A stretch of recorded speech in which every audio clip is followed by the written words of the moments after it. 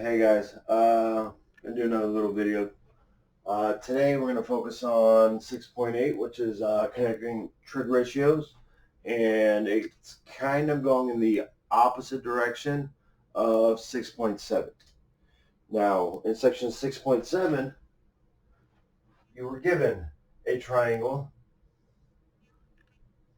a right triangle, and you were given all the bits of information of that triangle. So, let's go 5, 12, 13. We'll call this angle A, B, and you were asked to find sine, cosine, tangent of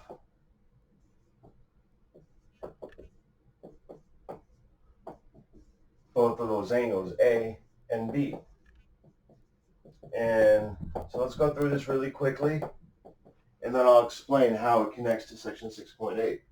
So sine, let's write down a little acronym. So, TOA.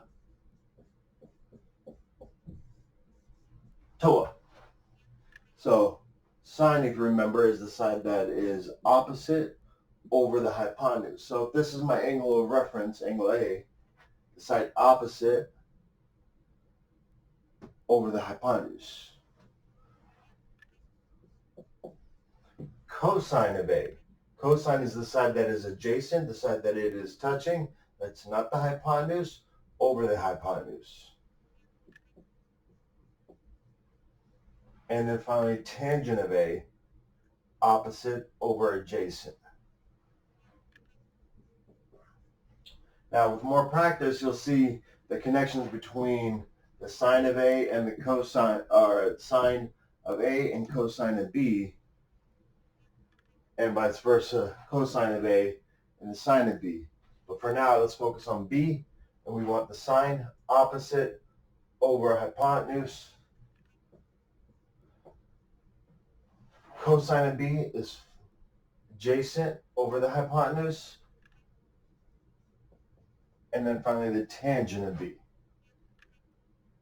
opposite over adjacent. Okay, so that was pretty much kind of what we went over in section 6.7. And here's how it relates to section 6.8. So now the difference is this. Let's say we get rid of all of this information. Well, not all, most of it.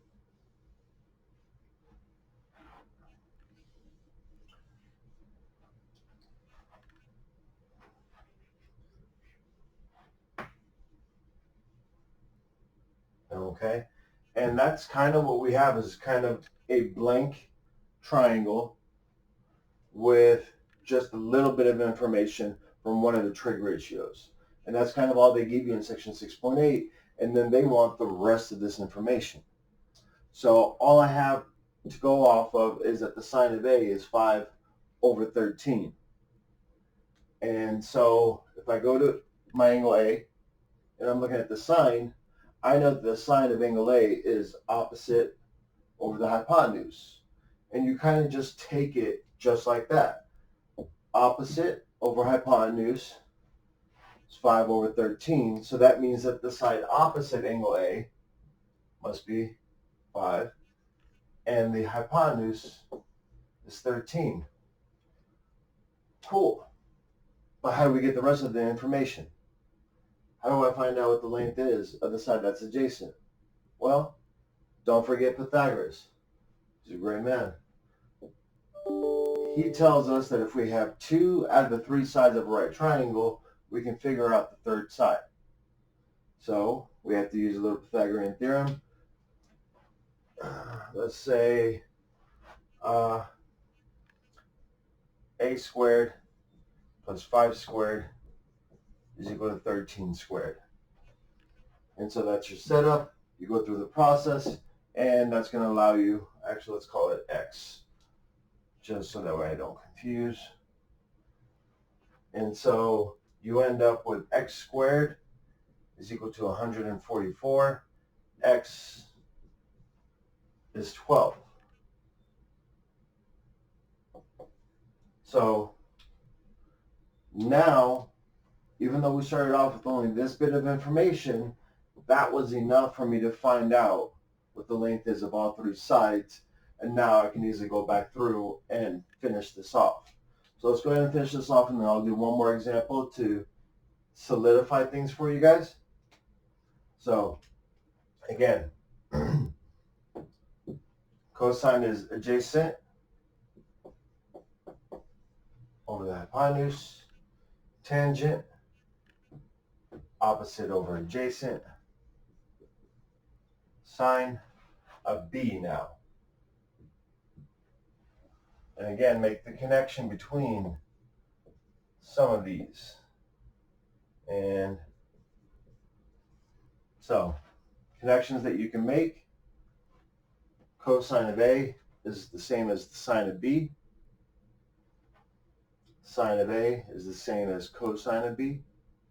And then tangents are just reciprocals of one another. Okay, so let's do one more example. And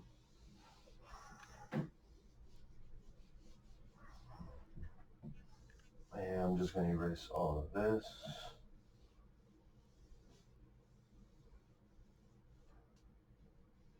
So this time I'm going to go ahead and I'm going to give you guys the information that the sine of A is 3/5. Actually, we did sine last time.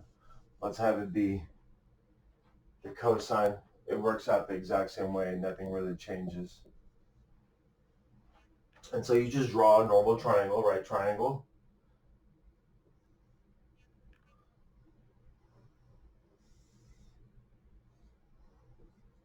Okay. I'm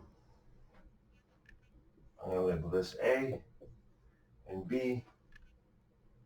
And then the only bit of information that I have is that my cosine is 3/5. So cosine, remember, is the side that is adjacent over the hypotenuse. So short side here is 3, my hypotenuse is 5, and I need to find x. Again, we use the Pythagorean theorem. Let's go ahead and set that up. 3 squared plus x squared is equal to 5 squared. And when you go through the process here, 9 plus x squared is equal to 25. X squared is 16. So therefore x is 4. So now that you have all three sides, it kind of just takes you right back to section 6.7, where all we have to do is just figure out the trig ratios. So now, sine of A, opposite over hypotenuse, tangent of A, opposite over adjacent, and then same three trig ratios for B. Sine, opposite over hypotenuse, cosine, it's adjacent over the hypotenuse, and then tangent, opposite over adjacent. Okay. That's the big concept on section 6.8, really. You'll be using Pythagorean theorem a lot, and this process here that we just went through. That should do you well for section 6.8. 6.9 does get a little trickier. 6.9 is when we're first asked to start finding some of the angles and some of the missing sides using trigs.